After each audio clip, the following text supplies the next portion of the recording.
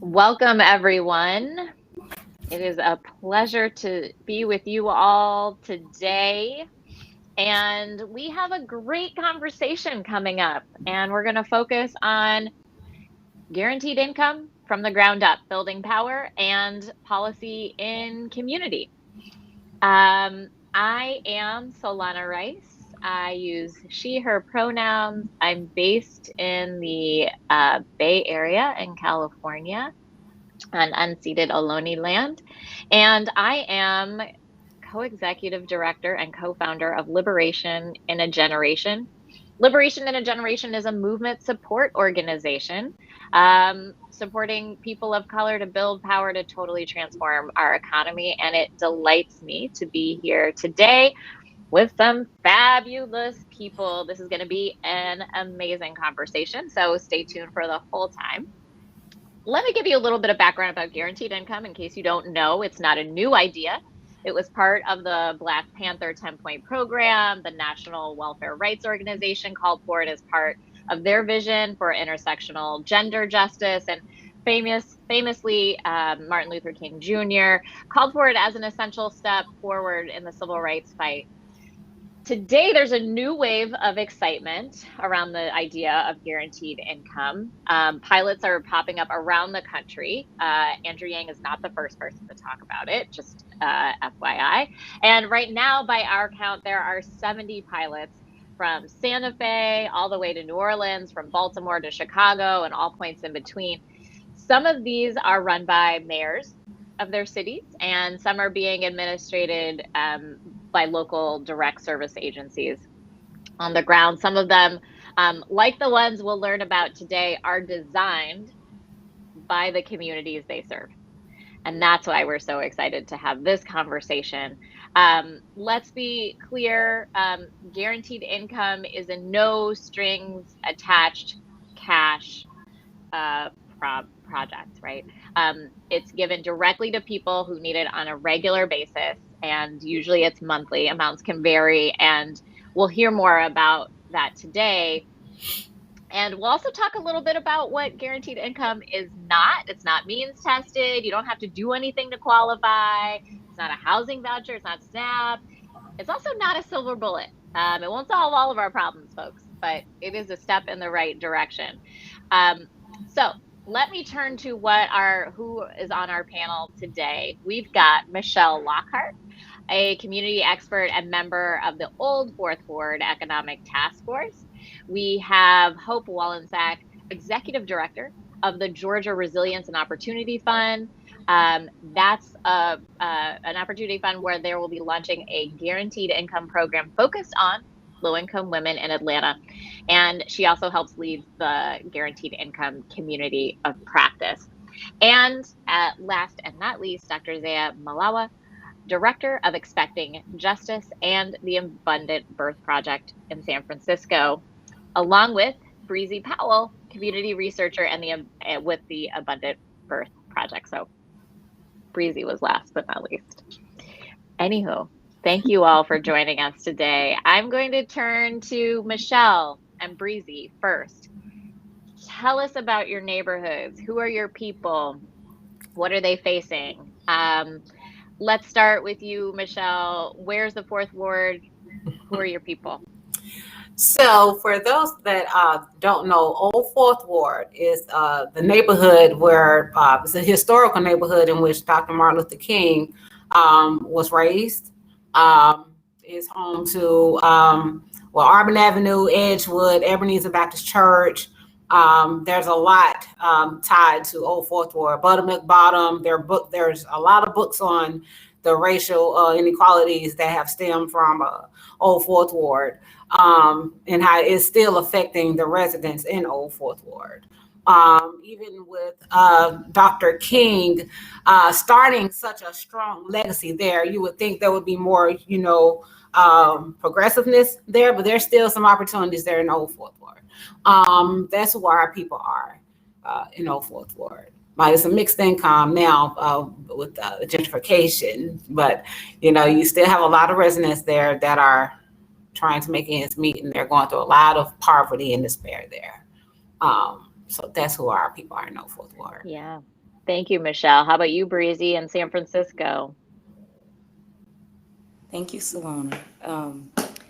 San Francisco is home to a lot of Black folks. Black folks have kind of been pushed to certain areas now in San Francisco. Actually, specifically, Black folks are kind of now in Bayview's Hunters Point, and we know San Francisco is a very, very rich city, and that's like the most populated space for our folks now. We face like a lot of systemic racism that has kept our people kind of out of moving up and moving around San Francisco. Like neighborhoods aren't kind of like integrated as much. Just I think based off of just um, education and like what and job opportunities. So a lot of folks in San Francisco are kind of concentrated in the areas that were my baby is here in areas that are like really really impacted by environmental racism, and we see that and how that played out and how our folks kind of received education and were able to move up and make a life for themselves in San Francisco. So yeah, our people are still thriving. They're trying to thrive to the best of their ability. They're making the best out of the resources that they have. But I'm super excited about the Abundant Birth Project and what that is bringing to the Black folks in the city, and interested and really excited about how that will impact the way that they continue to grow and evolve in San Francisco. We do know that gentrification is high in San Francisco, and a lot of Black folks are being pushed out due to that, and a lot of people have been displaced because of that. So, And how did you, Breezy, I'll start with you. Just how did you land on guaranteed income? What draws you to the work? just the actual need, like you mentioned before, that guaranteed income isn't something that's new, right? It's something that our folks have been kind of fighting for, and it's an actual need for it. It's not something we just like, oh, just give folks money. It's like people actually need money. So let's honor those people. Let's listen to people, right? Folks have been saying this for the longest, and I just feel like there was a listening barrier with the people that actually make policy and with the people that are being impacted by policy. Yeah, how about you, Michelle? You mentioned the gentrification that's happening, the displacement that's happening in the Old Fourth Ward, the changes that are coming up. How did you come to guaranteed income, and what promise does it bring for you and your people? Well, it was brought to me by some of the people. I do a lot of work in Old Fourth Ward, like in assisting low income residents with resources of all types, just jobs and food and everything else. So some of those leaders came to me and were like, hey, they're thinking about doing guaranteed income. And what attracted me to it is because my mother graduated with honors from Georgia State University. She was one of the first Blacks to attend Auburn State University, and she's been honored in her hometown, plaques everywhere, and everything else. And she still feels subject to poverty and that mental anguish affiliated with not having that, economic backing. Okay, when my mother got sick, she had to wait like 3 years to get some type of Social Security. Doing that 3 year, doing those 3 years, she struggled, and I was just I was young, so I had to spend most of my preteen years, okay, and my young adult years financially providing for my mother because there was no, type of guaranteed income. One of the biggest misconceptions is that all you need is education, all you need is savings accounts, and and own some property and all this different type of stuff. But the other thing I want you to know is that the vast majority of the people in Old Fourth Ward have degrees. So don't think they don't have degrees in these low income areas. A lot of people have degrees, but they still feel victim to something, whether it be health, mental health, or anything can leave you in a position where you need an extra cushion and your savings have been exhausted. So I'm propelled by a guaranteed income and supporting it because I know for a fact, because I work with the population that would greatly benefit from it. They don't need financial literacy classes. They're not lazy. Most of them work two jobs, Mm-hmm. and even during the pandemic, like people were calling me like, hey, I need another job. I just lost mine. My job shut down. I was helping people find another job. So that's one of the biggest misconceptions. Like, people aren't lazy. They don't want handouts. And we sometimes we have to track people down to give them the resources we had, because a lot of them are, they go get it on their own. So that's why I'm behind guaranteed income, because sometimes we just need it. Yeah. Also, shout out to Michelle, who is like the community resource center in the Old Fourth Ward. It sounds like I know exactly where I need to go next time I am in Atlanta. Exactly. I will hit you up. I want to know more about the programs. Let's make sure that our audience knows all the details of the programs. Let's start with the San Francisco Abundant Birth Project. Dr. Isaiah, can you tell us a little bit more about the program itself, and then we'll go to Hope. Yeah, so I'm excited to tell you about the Abundant Birth Project. In San Francisco, and this is actually the case across the country, Black people are significantly more likely to experience adverse birth outcomes, like having a baby prematurely, or dying, or getting severely injured through the process of birthing. And these kinds of injuries and outcomes are completely preventable. A lot of times people make the assumption when they hear that Black women are having these birth outcomes, it's due to things that Black women are doing or not doing to take care of themselves and their babies. So a lot of times when they start to talk about these disparities, people start to think about, well, are they smoking too much drinking? And so I want to make sure everybody on this panel understands that it's actually racism. That's the root cause of these birth disparities. And we know this after over 2 decades of research that has eliminated some of these other possibilities around behavioral choices, but has also really kind of demonstrated that even just the worry about racism that Black mothers and other birthing people have to endure increases their risk of having a baby that is too early, too small, or not able to survive the birthing process. So, so often when we think about these kinds of health outcomes, we think, okay, well, we need to fix it with more medicine. But since racism is the root cause, more medicine, more doctor access is not going to actually make a difference. The only thing that's going to make a difference, it turns out, is less racism. And so this is where our cash program comes in, because one of the ways that we feel like we can start to mitigate the impact of daily racism that Black mothers are experiencing is by providing some cash. And so the Abundant Birth Project provides $1,000 a month to Black and Pacific Islander birthing people, because in San Francisco, Pacific Islander people are also at higher risk of adverse birth outcomes because of racism. So we provide $1,000 a month from as early as we can get to you in pregnancy until 6 months postpartum. It's the first of its kind in this country, but similar projects have been done in Canada and Mexico with incredible results that you would never see with a medication or clinical intervention. And so we're excited to see what happens when we actually try to address racism instead of just talking about how bad it is. So that's what the Abundant Birth Project is. I want to underscore, we need to just put a double line, double click, air horns around the fact that the only thing that changes birth outcomes is ending racism. Period. That's the takeaway. As Michelle said, not financial literacy, not necessarily more medicine, not more drugs, ending racism. Full stop. Hope, what are you seeing in the Old Fourth Ward? And I'm also really curious about the design process of what you all are building there. Absolutely. And I think Michelle has really laid out the neighborhood, which became the impetus for this project. So the Old Fourth Ward Economic Security Task Force was a coalition of 28 members, most of which came from Atlanta, a good portion of which come from the community itself, all asking a really fundamental question, which we already really know the answer to: what are the root causes of economic insecurity? The Old Fourth Ward is home to Dr. Martin Luther King and Ebenezer Baptist Church, but also has some of the starkest inequalities in our city, in one of the neighborhoods that has one of the starkest inequalities in the country. And so what does it mean to live in a place that has a legacy of justice but fails to live out justice itself? And so what does that compel us to do? And so we really started this with an open-ended question.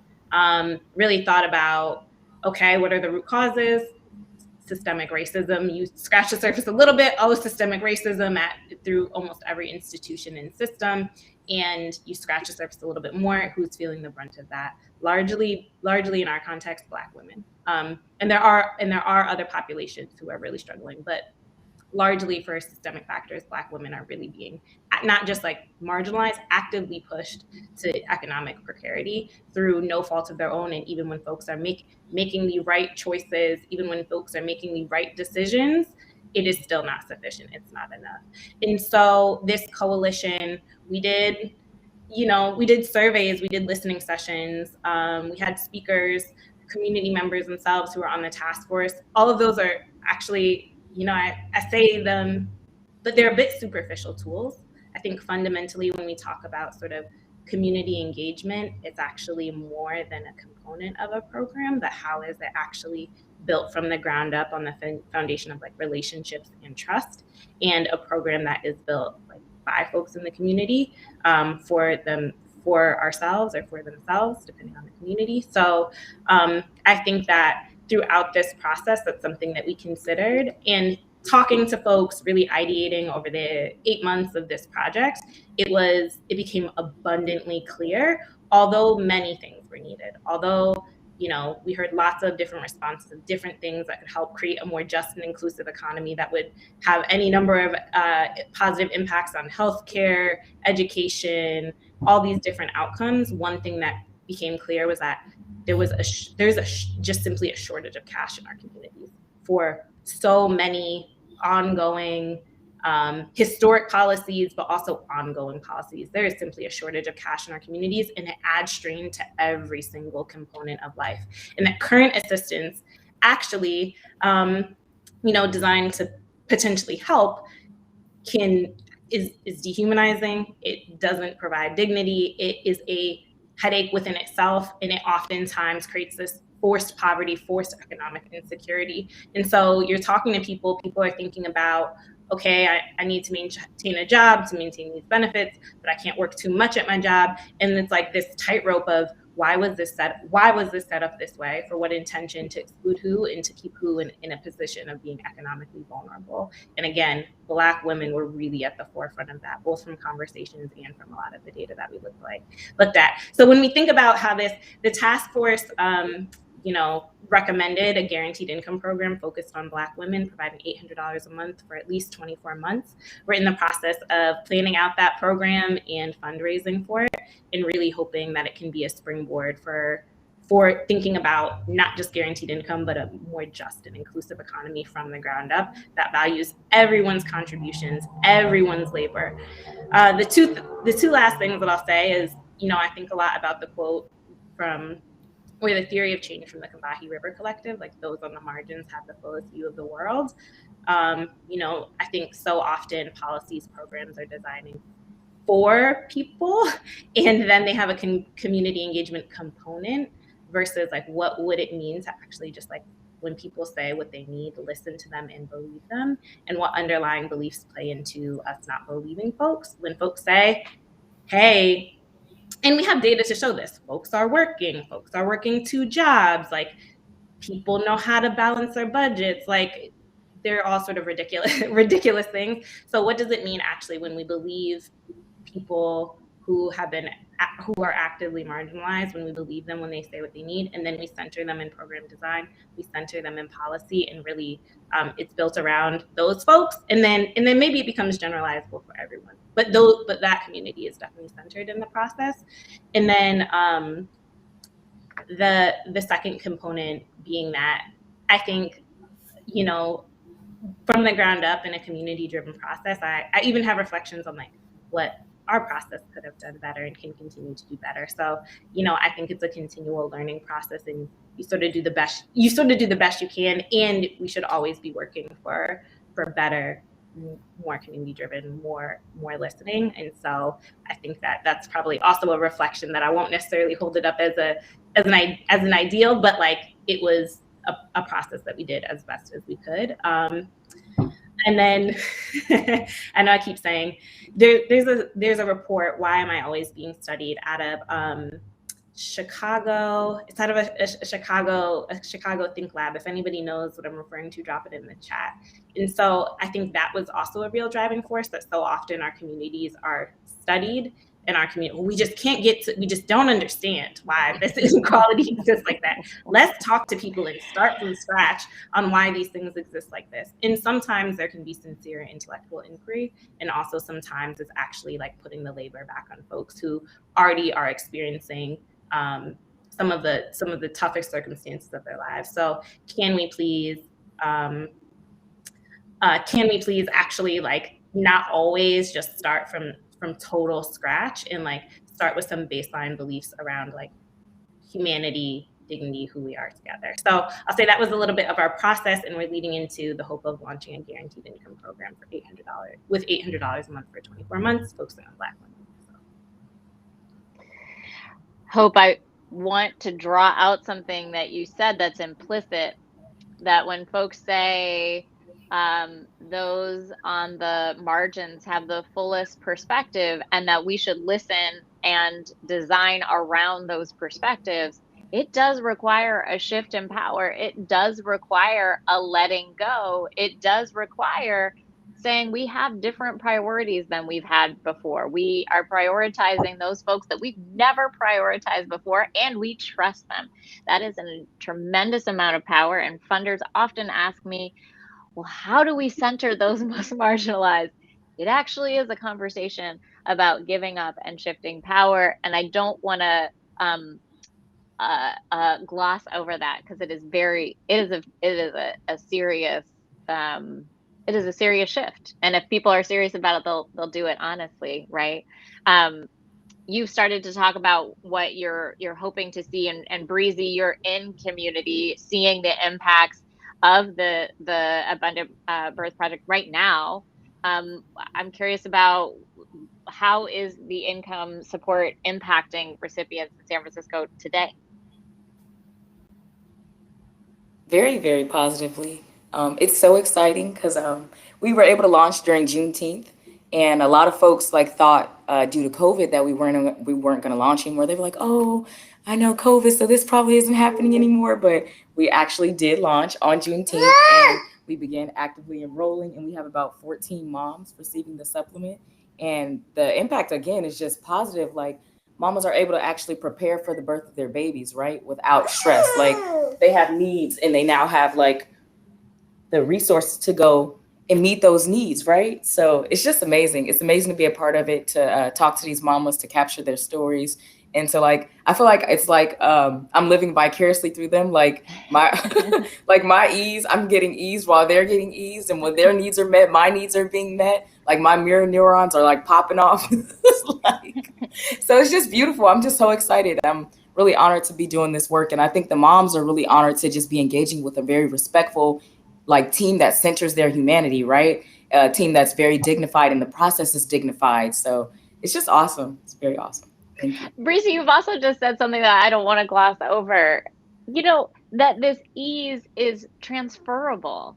So when we think about centering Black women, and we're like, why would we do that? It's because everybody's gonna win. Like, you can't lose, not by centering Black women. Yes, that's right. There's no losing by centering and investing in Black women. I think our politicians can attest to that. But also, like, literally what you just said, just that transferring of ease, of joy, it's real, it's palpable, it's human. It actually, it's true. And I want to hear from Michelle too about other reasons why you're seeing guaranteed income being so important in your community, and some of your hopes. So one of the things I wanted to share was, like the hamster wheel. That's what a lot of women are on. Like, they're in the hamster wheel and working 2 jobs and coming home from work, having to cook and having to do this, da da da da da da. They don't get to enjoy motherhood, and their children don't get to experience a mother. They experience a provider, not a mother. And I just feel that with that additional cushion, that would alleviate the need to work 2 jobs. You can go and pick your baby off. I mean, when you get off work, go to the park and you can slow down. And I tell people, I say, why is it that we as Black women have this, I know you all have seen The Color Purple, and when Miss Sophia was walking through the field, like that hard stump walk. You know, we're always in a hurry, always trying to, you know, just in that. But then you see some of our other people, okay, they're just enjoying the day, looking at the trees. Oh, what kind of flowers? Good morning. Beautiful morning out, isn't it? Beautiful. You know, so and I've made sacrifices because I wanted to be that type of mother that could go to the PTA meetings. Okay. I wanted to know what was going on with my son's curriculum. See, that's another thing. We don't have a lot of times when you're in that hamster wheel, you don't have a chance to do a lot of stuff that you could be doing to empower your community, empower yourself, and to be a better mother for your child, or to even figure out how can I get out of this situation. So you're at one job making $10 an hour, another job making 13, and you're just on the hamster wheel, you know? So I figure if you have an additional income, you can work that one job making, let's say 10, 11 or whatever, and you get the process like, hey, got a little piece and I can sort of, you know, put some things together, you know. So that's my other reason for it. People can slow down and be better, you know, be better parents, better citizens, better everything. And like Breeza just says, you can't lose, you know. If mama's okay, everybody's okay. Everybody knows that in a family. Mama needs to be happy, right? And I want to draw out something, Michelle, that you've also implied, that when we're on the hamster wheel, we don't have time to sit back. We don't have time to be engaged, and we don't have time to show up for our family. And that's actually profitable for not us as Black people. That actually profits other people. Us not being able to process, to dig into the curriculum at schools, to participate and vote. That economic hamster wheel keeps us from fully participating in our democracy and in our economy, and actually keeps generating wealth for other people that are not Black people. So I would venture to say that it's actually by design that hamster wheel exists, and by design that it keeps us back in the early days of our nation, if you will. So we're offering that, Michelle. And I want to turn to Dr. Zaya. What have you been seeing with the Abundant Birth Project? It's just one of many pilots doing guaranteed income. Tell us a little bit about another program you're leading, and things like that. I'm sorry, I think this is actually either Hope or Dr. Z can answer this. I'll go first, and then you chime in, Dr. Z. So I'm also helping to support a new organization run through the Economic Security Project, the Guaranteed Income Community of Practice. This is a community of practice that started in March of this year, so just about 6-7 months ago. And it has grown to a community of over 300 members from across the country who are all advocating for guaranteed income, many of which are starting guaranteed income programs in their own community. And so what we've seen is this really groundswell of folks who are working in communities, from communities, who are like, direct cash assistance is a powerful tool for many of the reasons you just mentioned, Solana, for many of the reasons everyone on this call has mentioned: civic engagement, healthcare, education, all of these different things. And so guaranteed income, and even apart from that, there's a human piece around like a dignified, decent life that everyone deserves. So even if it didn't change many of those outcomes, wouldn't there still be a human component to it too? But it is a community of over 300 members from across the country. It continues to grow, which is very exciting. There's just a lot to learn. And it's amazing to watch, I think, this movement. So many policies are from the top down. This is what we're going to do. Right? Like legislators go in a room somewhere and then they tell us how things are going to work. And what I feel like is happening is so many practitioners, people who are leading work on the ground are coming together, and we're sort of thinking, what lessons are there that we're learning from across the country? And how do we sort of bring that together? We know that policy will be one piece of change, but also narrative, aka racism, is a huge part of change too. And so how do sort of embedded beliefs and ideas actually drive the policy that we have, and vice versa, because policy can drive racist ideas as well. So thinking about a lot of those two components. And what we've seen over the past couple of years is that as there have been pilots popping up in different states across the country and in different cities have taken notice. Now you have, mayors who are interested. Now you have state legislators who are interested. Now we're seeing some like federal legislation, and all of that, right? This is like the power of communities. All of that really, I would argue, and from what I've seen, is coming from people on the ground doing the work, and us like actively thinking about how do we invert the power structure and invert the burden, because right now the burden falls most heavily on those who are experiencing financial insecurity, and they have the least power. And like, how do we actually flip that? What I will say is that in addition to this is that guaranteed income isn't just about sort of another program that like has all the same issues, right? Another program that perpetuates all the same things. Like in this community of practice, we're thinking about like, how does it actually be something that can radically shift the way that we think about our economy, human dignity, justice, and inclusivity. And so those are some of my reflections on this new and growing community. And we'll see where it goes, but it's exciting. Yeah, Dr. Zaya, I'm curious about both your insights on the community of practice, insights on narrative, and then I want to go back to Michelle and Breezy to talk about some of the assumptions that folks have around this program.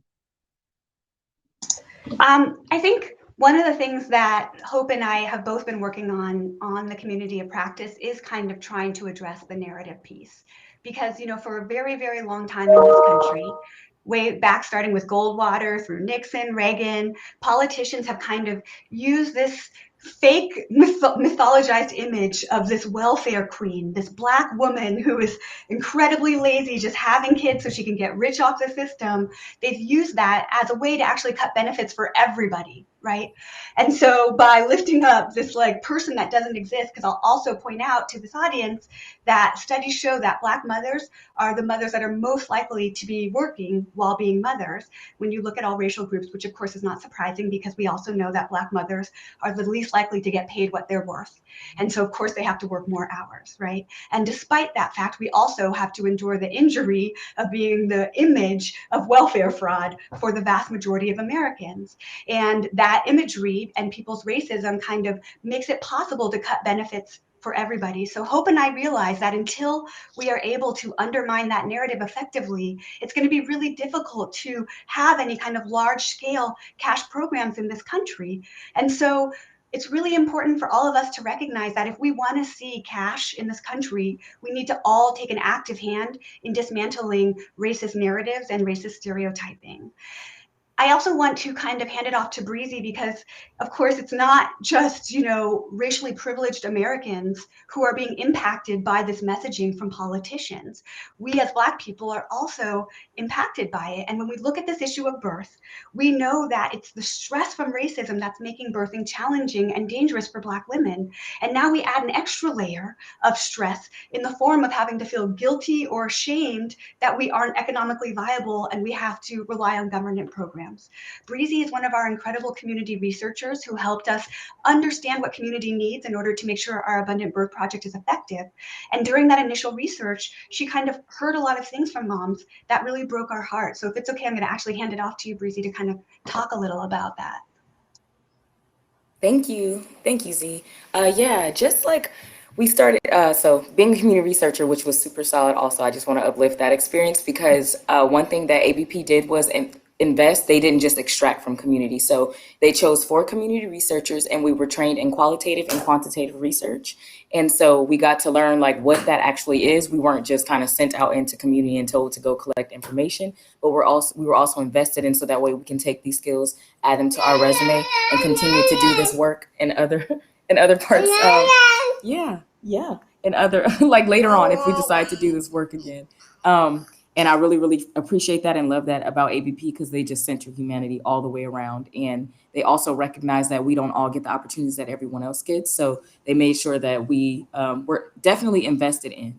And I noticed when we were doing the quantitative interviews that a lot of moms had this underlying stigma around, oh, it's okay, honey, it's okay, around social service programs. And it came from honestly just them having an undignified experience with these social service programs that kind of like that didn't honor their humanity, right? So like even myself, I will go back to like myself and my own personal experience that I recognized about while talking to these mamas, right? Was that thank you, but was that I recognized that when I engaged with so let's say like I don't can we say names or will we get like in trouble? Okay, because I definitely want to say the name Food Stamps, honey. Food Stamps, Cow Fresh. They then rebranded as Cow Fresh, but we know who you are. Okay. Cow Fresh, honey. They they did not honor my humanity, honey. I went there because I needed like emergency food stamps. I was homeless at the time.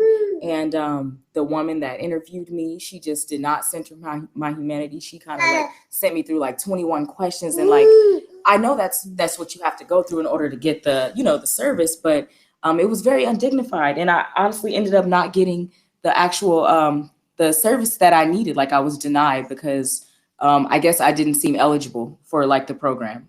And that kind of sucked for me. And I noticed that when I talked to the mommies in the for the quantitative research, that they also had like experiences like that with social service programs where when you reaching out for help, you're kind of criminalized or you're treated like a welfare queen, right? So it's like these narratives are so harmful because people don't even realize that when they're engaging with community, they are carrying these narratives in their mind. Like you're just going to automatically assume that somebody is trying to scam a program that should actually be there to help folks. And so then people end up without the services that they need, right? And then it's like it doesn't really like honor you as the program. I don't know whatever you want to be at that job, and then in the community, like nobody ends up getting what they need.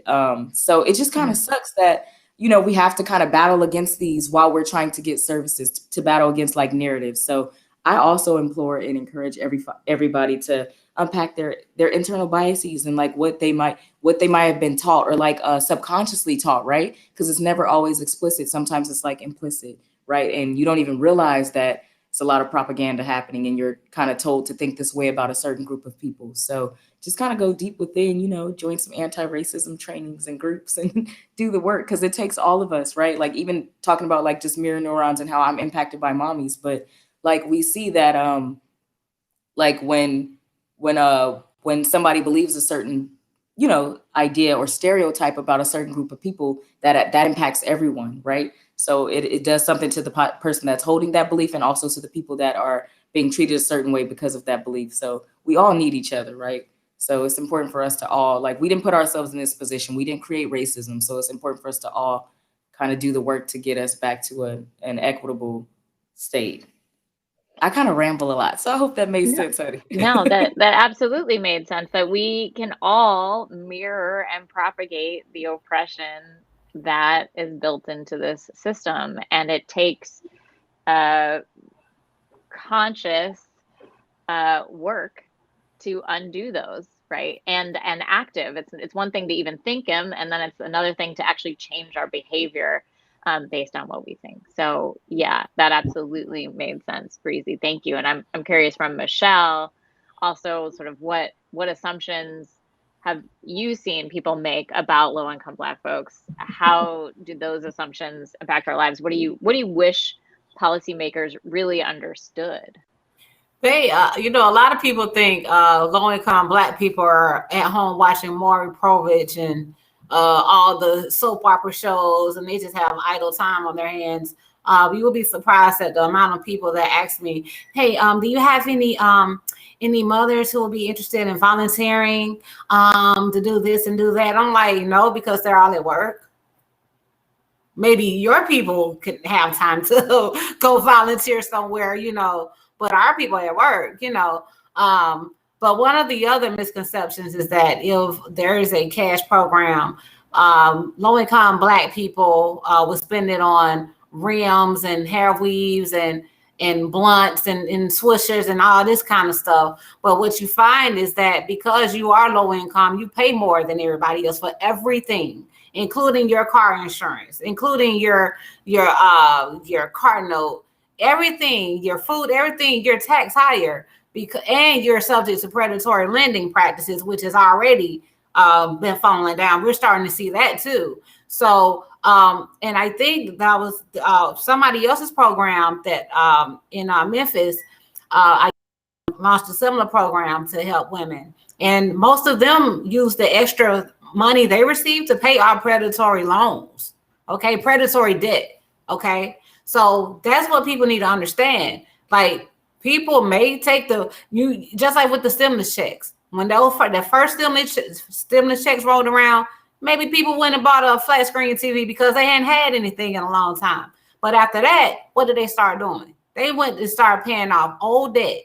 And research has already shown they use that money to pay bills. And this is Black and white people across the board. So I think it's and just to piggyback on what Breezy said, take some, do some training and learn about cultural diversity, because if you're a white person and you're a nonprofit to help low-income Black people, or if you're donating to help low-income Black people, whatever you're doing, I really, really, really want you to go and like work with them. Like, when you do volunteer stuff, work side by side and actually hear their stories to understand them, not to receive information and then assume what is already embedded in you. Like, you need to understand the people, because we are different.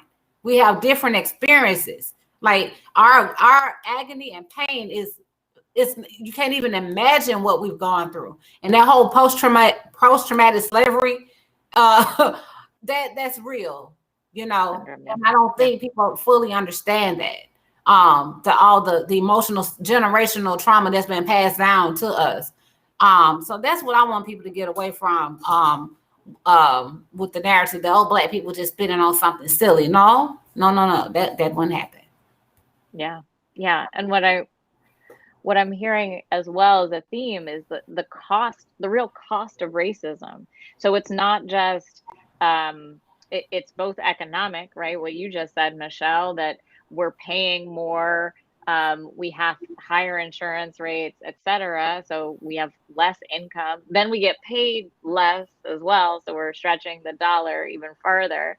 But there's also real physical and health impacts of racism, which this whole panel has been about, right? About the cost to our individual health, the cost to our children's health, the cost to our community's health. And we can only undo that by confronting racism, by naming it within ourselves and others, and deciding to do something different. I also want to lift up what you both have talked about, which is having the resources to actually support the people that are informing this design process. It actually takes money and time to have the ability to sit back and think and co-create with folks. So we cannot underestimate the capital that's actually needed to invest and not just extract from communities as real partners, as designers, as advocates, as organizers of all the things that all of the roles that community members and experts play. I want to turn to looking to the future, right? And also, I encourage anyone that has questions, feel free to put those in the chat. I see some some sort of really great and exciting amens and praise in the chat, and feel free to put your questions there as well. But I do want to look to the future. Michelle, as the program in the Old Fourth Ward launches, what's your hope for the launch of the program in your community? I hope it will decrease crime, number one. I feel that if you are able to mother, you won't have so many strays hanging out all times of the night because mom's at work. Okay. I'm hoping to see higher graduation rates for Atlanta public schools.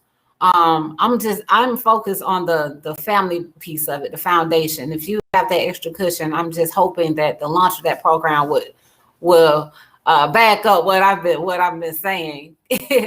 And I really think it would. So that's what I hope to see from this program, that people, that families will have a little bit more cushion. I don't care if it's grandmother or whoever is, whoever this would help. Yeah. Yeah. Breezy, how about you? I'm hoping it benefits the little one that you have with you. What is your hope for the future? Shay, I wholeheartedly agree with Michelle, and I just know, like, I don't even hope. I just know that this is gonna happen. The Black and Pacific Islander folks that have been like under-resourced, right? I just know that they're gonna be having nice full-term births. I literally know this. I'm like, they not all that they need, but they have access to resources now to get what they need, and that just makes my heart smile, right? So I'm just so excited to support these mamas as they continue to evolve and just move through their birth and their pregnancies. I'm just so excited to see full-term births like that. I myself was a premature baby, and I know that if my mom had something like the Abundant Birth Project, that we would have thrived. I mean, I feel like we still did. She did a good job. I'm here, but, Yeah. But I just know, like, if she had the support that she needed, like, she would have had a full-term birth. I wouldn't have been like an emergency C-section, and I wouldn't have to stay in the NICU, and like she would have to come visit me, and it was just a lot that happened in the 90s, man. And I just feel like we've come so far since then. Like our resources and like what our world looks like should reflect that. No way we should still be dealing with outdated programs that don't honor folks, and having moms having to, like Michelle said, work so many jobs that they can't tend to their families, right? So I'm just like super, super excited to see the outcome of ABP. And I hope so many other folks like start to pick up something similar, because we got to honor the folks that bring life into this realm. Like, without us, there would be no you. So come on, put some respect on it. Love that. Love that. Hope, where do you see your work going from here?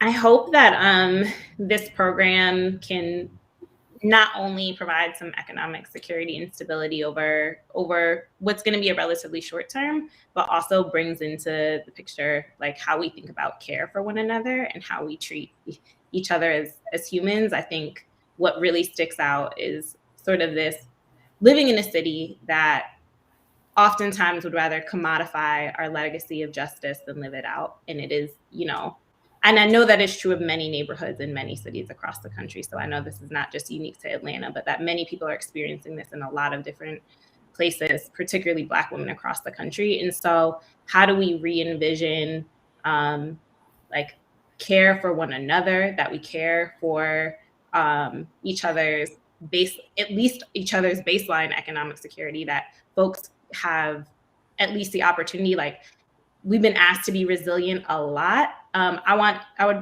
We need to stop asking individuals to be resilient and have a resilient economy. And so let's like actually invert that burden. When we think about the Old Fourth Ward in particular, right? Like Black folks have built this community. It is an attractive place to be because of Black folks. There's a quote about New Orleans: everything you love about New Orleans is because of Black people. Everything folks love about the Old Fourth Ward is because of Black people. And yet we are not being invested in, we're not getting anything back on that. In fact, it's constantly being extracted from. So how do we actually invest? How do we think about care? All of these things that are really, that really we built, that there is at least a baseline level of economic support underneath us. And then we can talk about more from there, but at least the baseline. Zara, I'm also curious from your perspective, where do you see the work going? And we do have a question from the audience that I'll put in. How Chioma is in the audience. They are working on a coalition in DC on universal basic income. Is there a national coalition? Is the community of practice something that folks can join? What should folks be aware of? Either Dr. Z or Hope can address this. Well, definitely Hope should address. There's definitely a guaranteed community of practice for guaranteed income programs that is national, and we meet once a month, and Hope is a very able leader of that. So I'm not sure what is the best way to get connected. Hope, do you want to say? Yes, I am happy to share my email address. It is, and if you are interested in joining that community of practice, just shoot me an email. We sort of just ask that folks are actively working on guaranteed income work, not just exploring it or like coming totally learning, but just actively working on guaranteed income in some capacity. And that's unconditional cash transfers to members of a community. So my email address is hope, HOPE, at economicsecurityproject.org, hope at economicsecurityproject.org, and look forward to hopefully connecting with more folks. Thanks for that question, Chioma. Yes. I really recommend the community too. It's been a really wonderful place to meet people, but also I think it's great that we are kind of working in solidarity around the issues that impact all of us. When I think about the future of the Abundant Birth Project, I think I want to start by mentioning that I've been a physician now since 2005. And during that time, the thing that I've really come to understand is that medicine is not what it's going to take to have people of color be healthy in this country. It's going to take a lot more than that. And we've been talking about this idea of the social determinants of health for decades now. And it's this idea that it's not, in fact, clinical healthcare that makes a difference in your health so much as it is your social circumstances. But despite the fact that we acknowledge that it's your social circumstances that are the most impactful, we don't ever try and change your social circumstances. We try and treat it still with more drugs and more very expensive pharmaceuticals.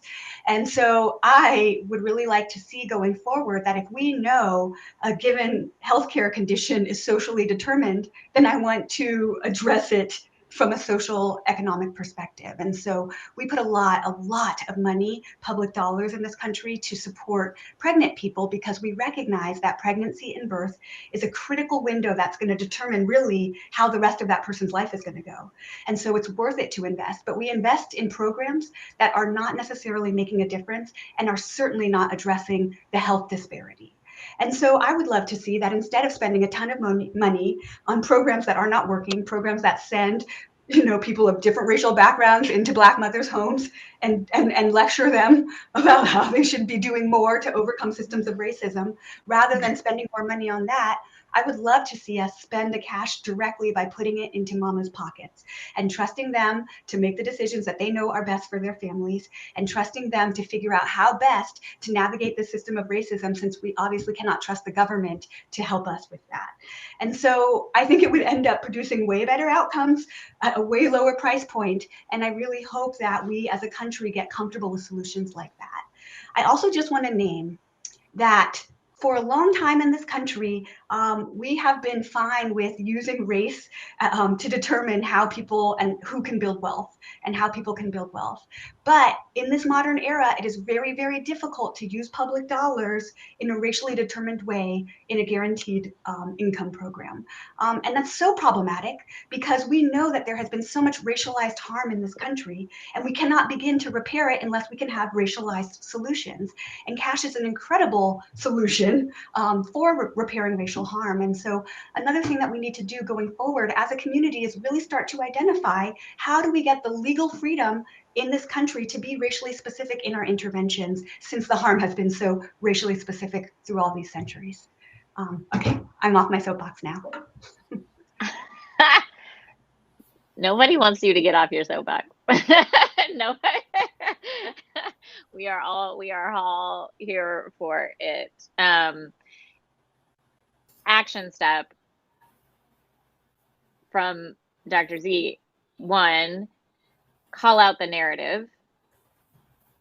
Like, just put that narrative aside. Whatever embedded narrative about Black mothers that you have, put it aside, cast it aside. And two, having the legal freedom to have race-specific, not race-neutral, race-specific interventions in wealth inequality, and I would say in all kinds of structures of inequality, right, and inequity. I want to turn to each of the other panelists to share one action step that you would add that you hope people will take away from this panel. Hope, I'll turn to you. I think one action step for folks who are listening, in addition to all of the great things Dr. Z talks about, is talking about this with folks in your community and thinking about the underlying beliefs. We know cash works. An Urban Institute study found that states with higher TANF is a program, a public benefit program that gives cash assistance to people. States with higher white populations tend to invest more dollars in TANF. Why would states invest dollars in a direct cash program if it didn't actually work? We have study after study, hundreds of studies globally about the impacts of cash. We literally know cash works. What stops us from doing it? You're probably not surprised, racism, right? States with higher Black populations, in fact, the majority of African Americans live in states with the harshest TANF, or that cash assistance program, that does not honor people's humanity. Live in the states with the least generous, most restrictive, most punitive TANF programs. We know cash works. We know it has powerful ripple effects, and there is a reason it's being intentionally withheld from communities, and that we are constantly in this place of forced economic vulnerability, forced economic insecurity. And so the more that guaranteed income, I think to some folks can seem like a very out there, just a concept that we haven't heard of or maybe unfamiliar. It's not a new idea. It's rooted in our history and in our legacy. We need to talk about that, and we need to talk about why it's a proposal that, one, we know is really effective, but two, is really rooted in the Black Power movement. And then two, be sort of like demystifying sort of what cash and sort of all of the tropes that go around it. So I would hope that people would continue these conversations. This process of unlearning what we've been socialized around is a deep one. And so those conversations have to continue and hopefully go past this Zoom room. Past the Zoom room. Yes, absolutely. Breezy, I'll turn to you. An action step you hope people will take after this panel. If for folks that are doing that want to do other like GI, general income programs, I think it's important to make sure you center community, make sure our voices are at the table. And even for folks who are not doing research and just kind of want to get involved, just centering those voices and noticing, listening, actively listening, and noticing if you have a listening barrier, if something is stopping you from being able to receive what community is saying. Because again, we've been saying the same thing for the longest, and it's just fallen on deaf ears. So getting out of your own way, if you can, get out of your own way, get out of all our way. If you can't do it, just get out the way. Especially get out of that baby's way. We got futures to tend to here. Michelle, how about you? An action step you hope people will take after this panel? I would say some cultural diversity training and more education on other GI programs that have been launched in European areas. That would be great. Yeah, absolutely. Yes, absolutely. So what I am taking away, folks, is one, let's everybody thank our panelists, our tremendous folks that are doing the work in communities to do all the things that you just said. And I am just so excited to have had this conversation. We are going to go out, get the legal freedom for racialized interventions. We're going to talk to people about these programs, its history, and all the narratives that these programs can disrupt. We're going to turn to Hope for one more shout out. Hope. It's very timely. This is why I'm mentioning it. There is a guaranteed income sort of program federally that's been started short term, the child tax credit. And so there's lots happening. If you've been following in DC with budget reconciliation, there's lots happening, or lots of proposals around the child tax credit. The child tax credit gives families with dependent children basically a guaranteed income and cuts child poverty in half. And so what you can do is call your representatives, call your senators, your representatives in the House, call them and advocate for the child tax credit. It's a huge first step by providing a guaranteed income to families with children, but also just basically a guaranteed income for kids. And if anyone certainly deserves an income floor, I think, kids are among the first up there. So that is one thing to do. That's absolutely right. Tell your representatives to keep the child tax credit permanent, this last expansion permanent, and also tell them to keep it refundable. That means that not everyone has to have income to report in order to get the child tax credit, and that is on the way to guaranteed income, right? Do your homework, dig into yourself, drink some water, love on a Black mama. We'll see you later. Thank you all.